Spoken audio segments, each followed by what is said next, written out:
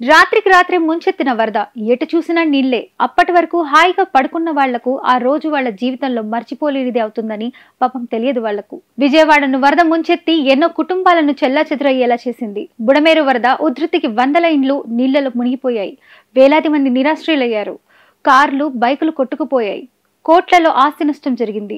వరదలకు దాదాపు 14 మంది ప్రాణాలు కోల్పోయారు.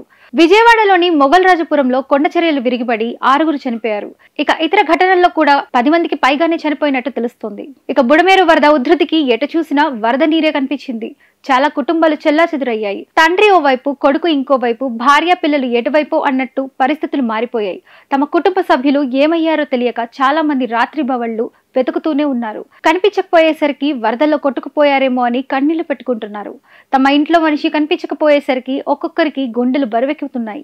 మా ఇంటి మనిషిని కనిపించేలా చేయి దేవుడా అని మొక్కుకుంటూనే వెతుక్కుంటున్నారు. అయితే చెల్లాచెదురైన కుటుంబాలను వరద మళ్లీ కలుపుతోంది.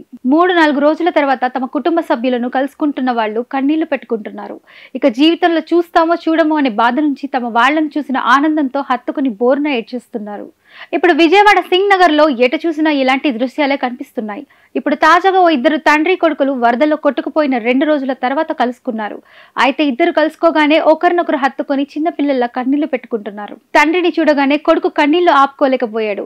అలాగే కొడుకును చూసిన తండ్రి కూడా చిన్నపిల్లాడైపోయి ఆనందంతో ఏడ్చేశాడు. ఇందుకు సంబంధించిన వీడియో ఇప్పుడు సోషల్ మీడియాలో వైరల్ అవుతుంది. ఇది చూసిన వారంతా తండ్రి కొడుకుల మధ్య అనుబంధం ఇలాగే ఉండాలంటూ కామెంట్స్ పెడుతున్నారు.